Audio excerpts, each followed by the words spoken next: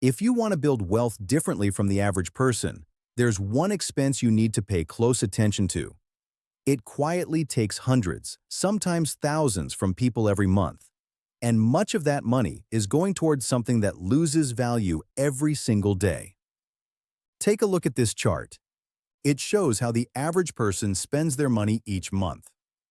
One of these categories could quietly be destroying your chances of building wealth. First, housing. It's the biggest expense, so surely that's the wealth killer? Housing is expensive, but at least it provides something essential, a place to live. Next, taxes. Nobody enjoys paying them. Well, unless your name happens to be Gary Stevenson. But we'll leave that conversation for another day. Then there are utilities and household expenses. They're unavoidable, but you can often reduce them by comparing providers and finding better deals. And many of the smaller expenses, food, entertainment, subscriptions, and clothing, are flexible. Which leaves one major category: transportation, car payments, insurance, fuel, repairs, parking, all that money. For something that usually goes down in value every year. The average new car costs nearly $48,000. It isn't producing income. It usually isn't increasing in value. And in many cases, it becomes a financial black hole on wheels. And the problem is getting worse. In 2005, total U.S. auto loan debt stood at around $720 billion.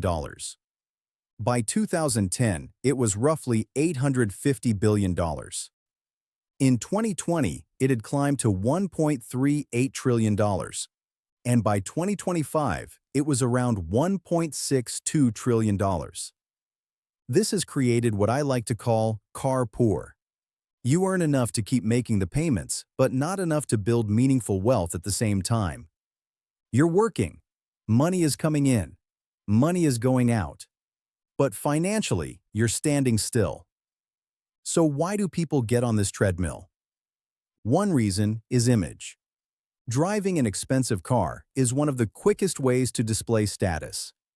The car industry spends billions convincing us that a new vehicle can transform our image, confidence, and lifestyle.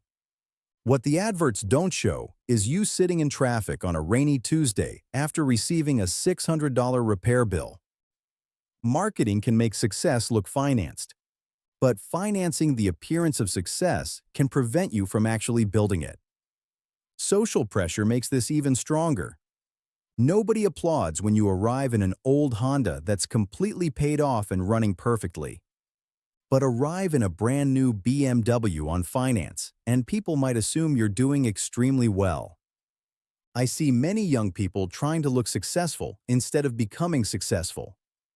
Eventually, they stretch their finances so far that they don't really own the car. The car owns them, and it can get even worse.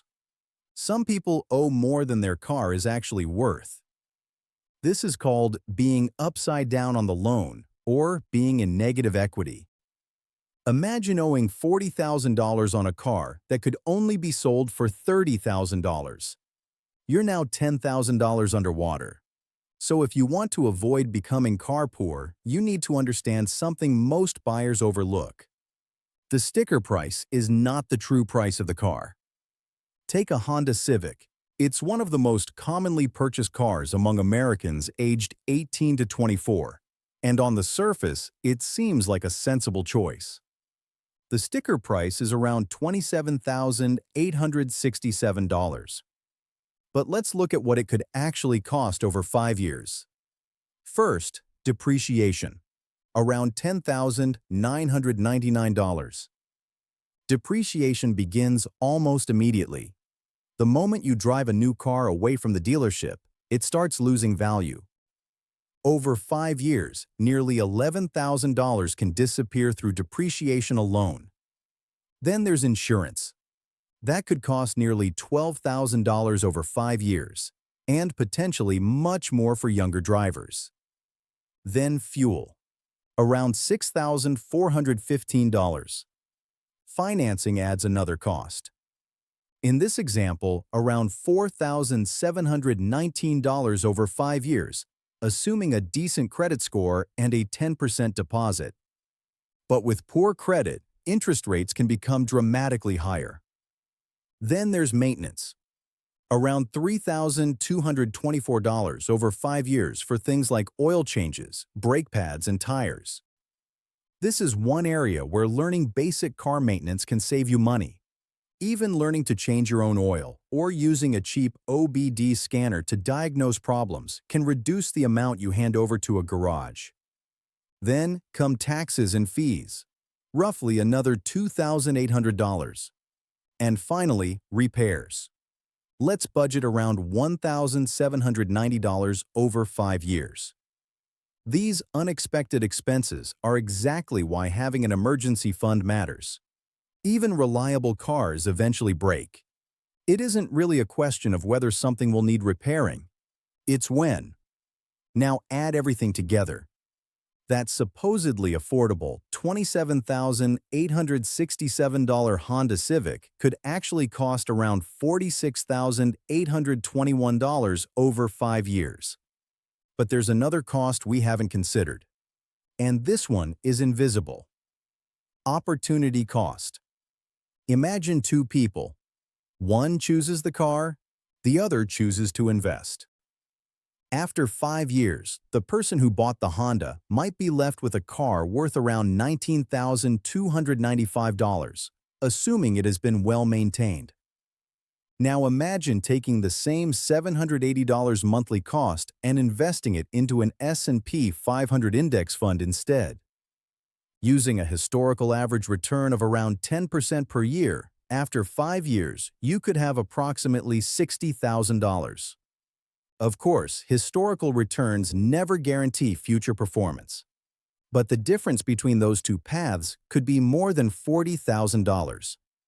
And here's the important part.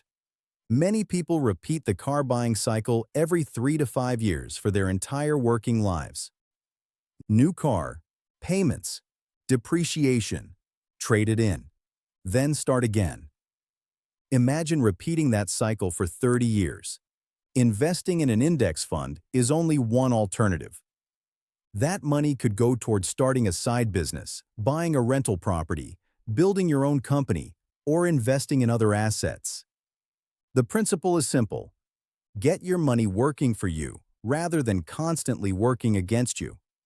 And to put the opportunity cost into perspective, imagine investing that same $46,821 into a successful company such as Microsoft 5 years earlier. If the investment produced a 224% total return, it would have grown to more than $150,000. Of course, that's hindsight. Nobody knows which individual stock will perform like that in advance. But it demonstrates something important. The same money can follow completely different paths. One path buys something that depreciates. The other gives your capital the opportunity to compound. Now, this doesn't mean you shouldn't own a car. In many places, a car is essential. It gets you to work. It expands the jobs available to you. It saves time and gives you independence. A Capital One study even found that 67% of people said owning a car opened up income opportunities they wouldn't otherwise have had. So the problem isn't owning a car. The problem is owning too much car. And if you want a car while still building wealth, there are 3 simple principles to consider. Step 1. Buy in the sweet spot. Look for a car around 3 to 4 years old with roughly 30,000 to 40,000 miles. Someone else has already absorbed much of the early depreciation, but you can still get modern safety features and good reliability.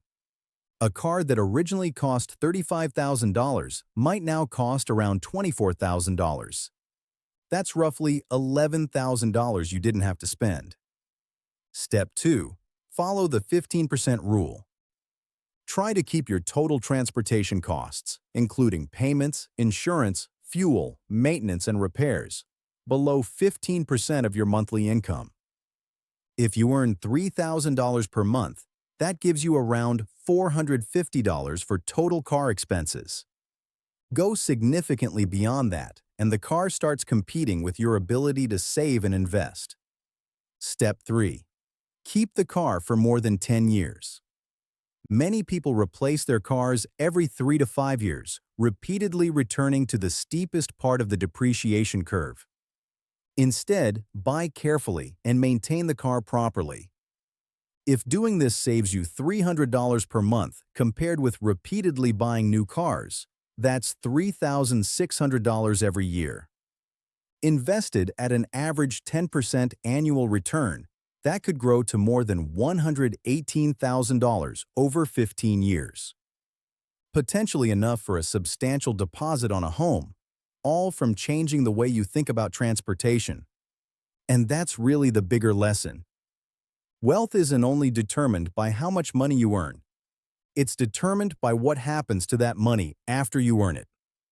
A car can be useful. It can create opportunities. Sometimes it's essential. But the appearance of wealth and the creation of wealth are two completely different things.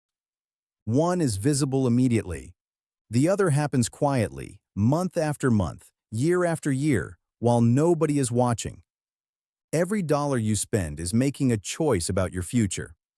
Some buys convenience, some buys status, some disappears through depreciation, and some is given time to compound. The difference might look small today. Over decades, it can become enormous.